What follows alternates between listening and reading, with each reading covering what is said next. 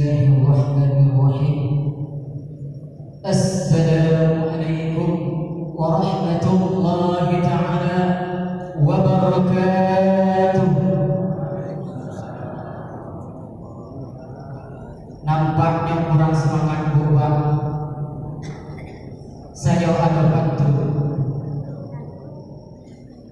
Pak Joko jual tomat dibeli oleh Pak Budi.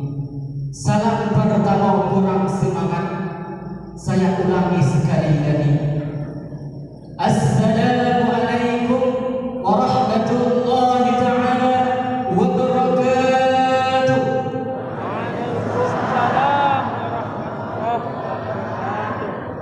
Hamdan wa syukran lillah, salatan wa salaman ala rasulillah, la hawla wa la quwwata illa billah. Yang saya hormati Bapak Kades Sungai Bau beserta keluarganya, dan yang saya hormati Bapak Imam Masjid Jamiatul Muslimin dan pegawai syara, semoga dalam lindungan Allah Subhanahu wa ta'ala. Buat langkah yang pertama kalinya, bahwa marilah kita meningkatkan rasa ketakwaan kita. Takwa dalam arti kata imtisalu awamirillah wa jtinabu nawahihi, menjunjung tinggi perintah Allah dan menjauhi segala larangannya. Buat langkah yang kedua kalinya, selawat beriringan salam tak luput dan tak lupa pula kita kirimkan kepada baginda alam, yakni siapa beliau? Nabi besar kita Muhammad sallallahu alaihi wasallam, yang mana Bapak berkat perjuangan beliau, berkat semangat beliau, berkat keringat beliau, Islam menjadi tegak, Islam menjadi makmur, Islam menjadi tersiar. Oleh karena itu, patutlah kita berselawat kepada beliau dengan lafaz Allahumma salli ala sayyidina Muhammad wa ala ali sayyidina Muhammad. Baiklah Bapak, adapun judul ataupun tema ceramah saya pada malam hari ini, yaitu tentang hikmah bulan suci Ramadan. Ibu-ibu, bapak-bapak yang insya Allah masuk surga, amin ya rabbal alamin. Kita sekarang berada di bulan suci Ramadan, bulan yang mulia, bulan yang agung, yang mana Bapak orang-orang soleh berlomba-lomba mencari keberuntungan pahala. Mereka berusaha mencari agar mendapatkan kebebasan dari siksa neraka. Pada bulan ini Bapak, surga, pintu-pintu surga dibuka oleh Allah dan doa-doa dikabulkan, sedangkan fadilah disebarkan dan disingkirkan segala keburukan dan dilipat gandakan segala kebaikan. Oleh karena itu Bapak, marilah kita memperbanyak beribadah kepada Allah Subhanahu wa ta'ala dan memperbanyak membaca Al-Quran dan berzikir kepada Allah Subhanahu wa ta'ala dan memperbanyak bersedekah kepada fakir miskin dan anak-anak yatim.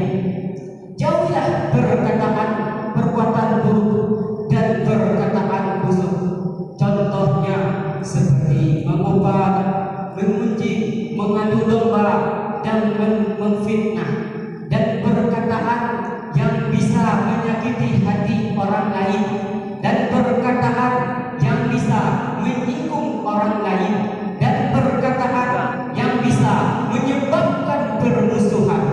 Karena apa Bapak? Karena perkataan tersebut bisa membatalkan puasa dan dapat mengurangkan pahala puasa kita.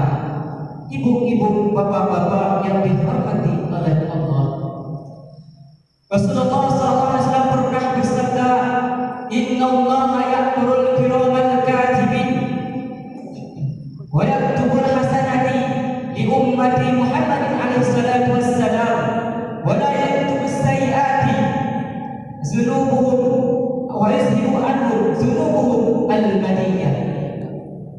Allah Subhanahu wa taala memerintahkan kepada para malaikat pencatat pahala di bulan suci Ramadan, mencatat amal di bulan suci Ramadan, untuk mencatatkan segala amal kebaikan bagi umat Nabi Muhammad SAW, dan tidak mencatat keburukan mereka, dan Allah mengampuni dosa mereka yang telah lalu.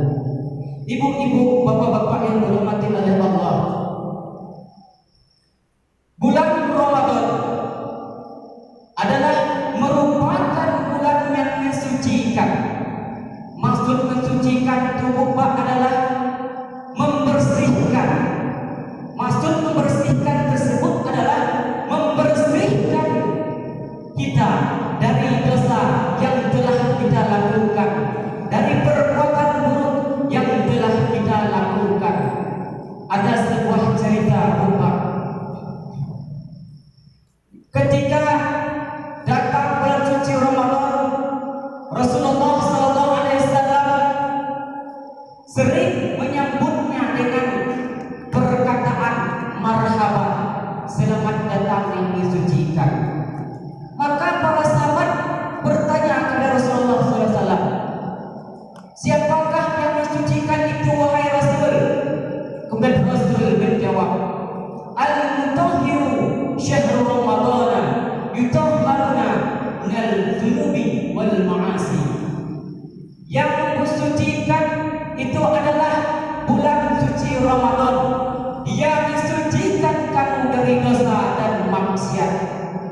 Maka dari itu Bapak, jadikanlah bulan Ramadan pada tahun ini untuk menghapuskan dosa kita yang telah lalu, dengan cara memperbanyak beribadah kepada Allah Subhanahu wa taala, dan memperbanyak membaca Al-Qur'an, dan berzikir kepada Allah Subhanahu wa taala, dan memperbanyak bersedekah kepada fakir miskin dan anak-anak yatim dan anak-anak yang belajar ilmu agama. Jauhilah perkataan yang dapat menyakiti hati orang lain dan perkataan yang dapat menyinggung orang lain, karena perkataan tersebut bisa membatalkan puasa dan amaliyah bulan suci Ramadan. Baiklah Bu, cukup sampai sini ceramah saya yang singkat. Adapun yang dapat kita petik ceramah saya tadi, mari jadikanlah puasa pada bulan ini untuk menghapuskan dosa kita yang telah lalu, dengan cara memperbanyak beribadah kepada Allah Subhanahu wa taala, memperbanyak beramal saleh. Baiklah, cukup sampai sini ceramah saya.